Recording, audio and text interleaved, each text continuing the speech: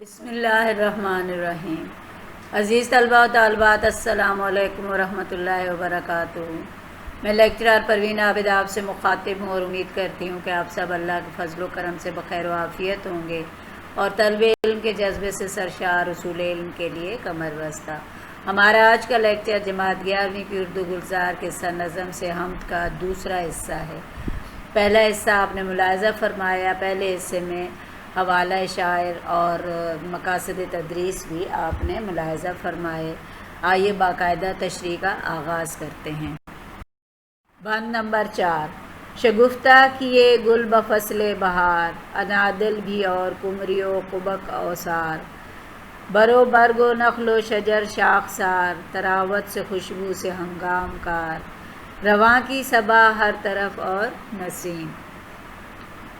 ہر لغت میں دیکھیں شگفتہ کھلے ہوئے گل پھول، بفصل بہار بہار کے موسم کی طرح، انادل اندلیب کی جمع مراد بلبلیں، کمری و قبق و سار پرندوں کے نام ہیں، برو برگ پھل اور پتے، نخل کھجور کا درخت، شجر درخت، تراوت نمی اور نسیم صبح کی ہوا۔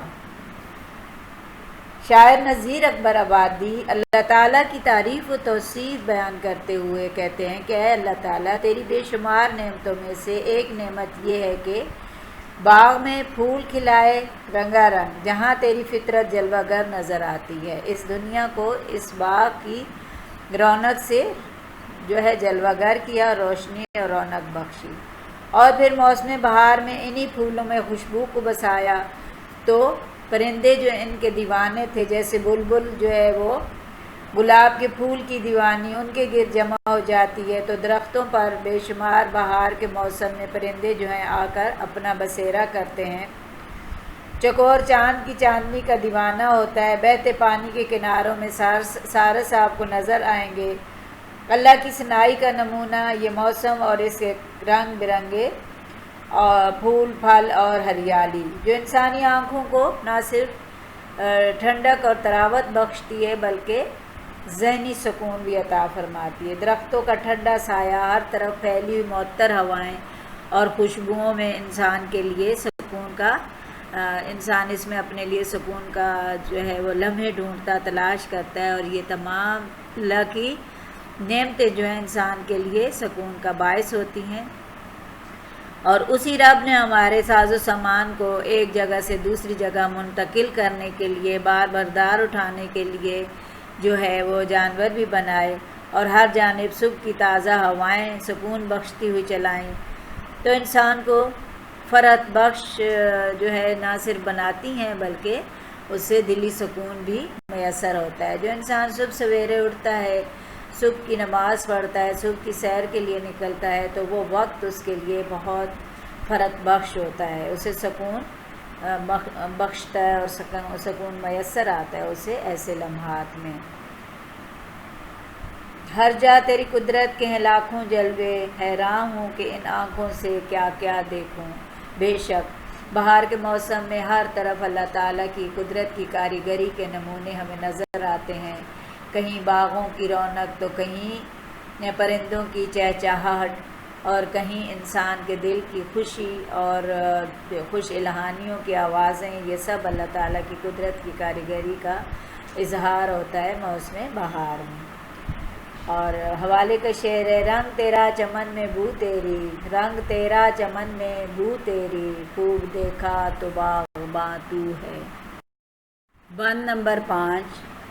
عطا کی انہیں دولت معرفت، عبادت اطاعت نیک و منزلت، حیا حسن الفت ادب مصلحت، تمیز سخن خلق خوش مکرمت، فراواں دیے اور ناز و نعیم۔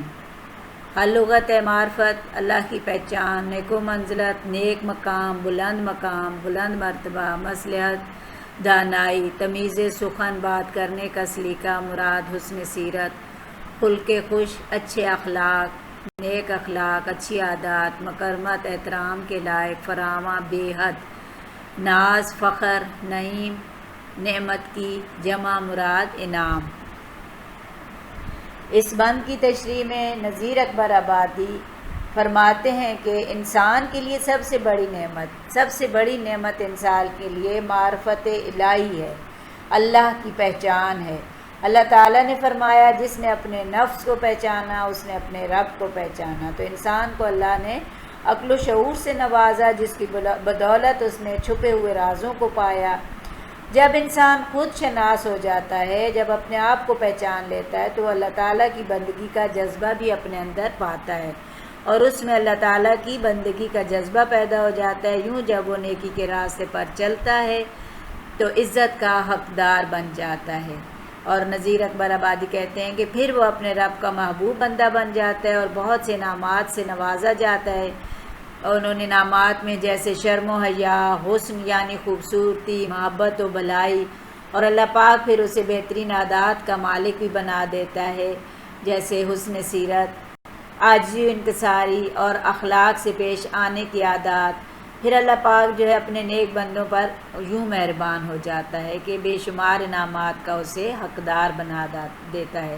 اللہ تعالیٰ کا فرمان ہے کہ میں نے انسان کو بہترین شکل و صورت اور شخصیت دے کر پیدا کیا ہے۔ شکل و صورت اور شخصیت بہترین ہونے سے مراد یہ ہے کہ حسن صورت اور حسن سیرت۔ تو بے شک اللہ نے انسان کو نہ صرف خوبصورت بنایا بلکہ خوبصورت بھی اور اعلیٰ اخلاق کا مالک بھی بنایا، اور دولت معرفت یعنی اپنی پہچان بھی دی، اور قدرت کو پہچاننے کا شعور اللہ تعالیٰ نے انسان کو بخشا۔ اور انسان جب اپنے آپ کو پہچان لیتا ہے، اپنے نفس کو پہچان لیتا ہے، تو اپنے رب کو بھی پہچان لیتا ہے، اور یوں وہ پھر نیکی کے راستے پر چلتا ہے، اور اس نیکی کے راستے پر چلتے ہوئے اس کو پھر دین اور دنیا دونوں کی بھلائیاں میسر آ جاتی ہیں، اور نہ صرف اس کی دنیا سنورتی ہے بلکہ اس کی آخرت کے سنورنے کے بھی انتظامات ہو جاتے ہیں۔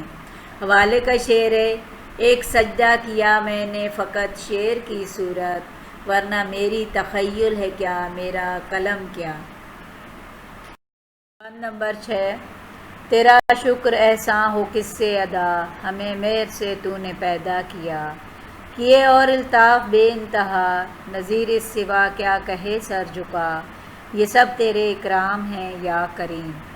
ہر لغت شکر احسان، نعمتوں کا شکر، مہر، الفت، محبت، الطاف، لطف کی جمع مراد کرم، اکرام، کرم کی جمع مراد مہربانیاں۔ نذیر اکبر آبادی اس بند میں اللہ تعالیٰ کی تعریف و توصیف بیان کرتے ہوئے کہتے ہیں کہ اے اللہ، ہم پر تیری عنایات، مہربانیاں اور احسانات اتنے ہیں کہ ہم شمار نہیں کر سکتے۔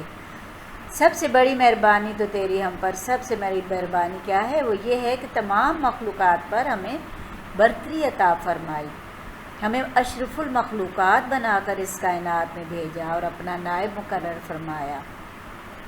ان سب کا شکر ادا کرنا ہمارے بس میں نہیں ہے، اور اے مالک، اے کریم، تیرے کرم کی بھی کوئی انتہا نہیں۔ تو نے ہم پر بے شمار انعامات اور عنایات اور مہربانیوں کی بارش کی۔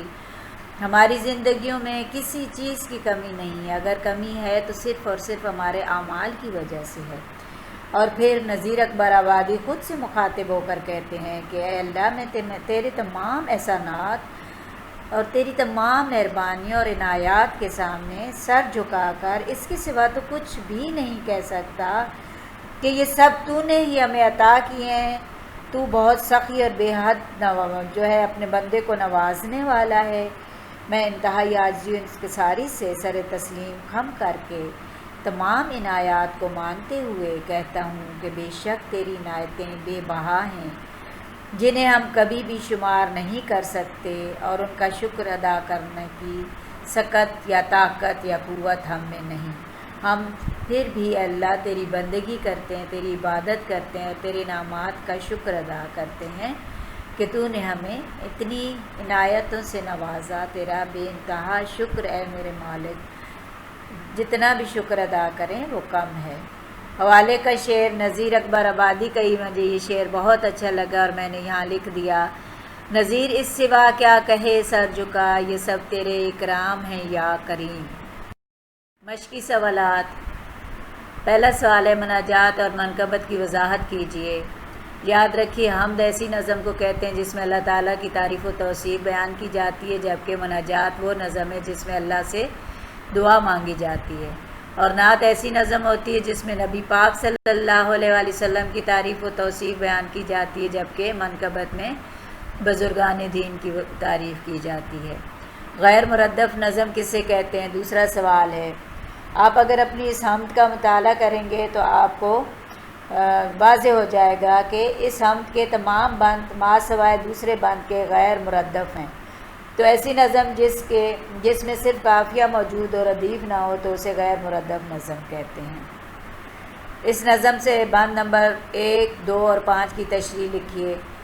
آپ اس لیکچر کو بغور سماعت فرمائیں گے تو آپ ان تمام بندوں کی تشریح لکھنے کے اہل ہو جائیں گے۔ نظم حمد کا مرکزی خیال تحریر کیجیے۔ آپ اس نظم کا جو ہے وہ نچوڑ دیکھیں کہ اس پوری نظم میں اللہ تعالیٰ کی نعمتوں، اللہ تعالیٰ کی عنایتوں، اللہ پاک کے اپنے صفاتی اسماء مبارک سے جو ہمیں انعامات ملے ہیں ان کا ذکر ہے، اور پھر آخر میں تشکر کا احساس ہے اور اظہار ہے۔ اور آپ کوئی بھی حوالے کا شعر اس میں ڈال سکتے ہیں، قرآنی آیات کے تراجم میں نے بہت سے تشریح میں بتائے ہیں، وہ ڈال سکتے ہیں۔ آپ کسی بھی حوالے کا شعر ان تمام بندوں میں سے لکھ سکتے ہیں، تو آپ کا یوں مرکزی خیال پورا مکمل ہو جائے گا۔ نذیر اکبر آبادی کی یہ حمد پڑھنے کے بعد ان کی شاعری کی جو خصوصیات آپ کی نظر میں آئی ہیں وہ بیان کیجیے۔ مختصراً تو میں بتا دیتی ہوں، تفصیلاً آپ نے خود لکھنا ہے۔ سب سے پہلے بند میں اللہ تعالیٰ کی تعریف و توصیف ہے ان کے صفاتی نام کے ذریعے، پھر بزرگی اور بڑائی اور اس کی عنایات اور عطاؤں کا اور نعمتوں کا شکر اور ذکر ہے، منظر نگاری ہے، حقیقت نگاری، اور آخر میں اللہ تعالیٰ کے انعامات کا شکر ادا کیا گیا ہے۔ مجھے امید ہے کہ آپ کو یہ لیکچر بخوبی سمجھ آ جائے گا۔ جب آپ اس کو سماعت فرمائیں گے تو آپ یہ پوری مشق حل کرنے کے بھی اہل ہو جائیں گے۔ اب اجازت دیجیے، اللہ حامی و ناصر۔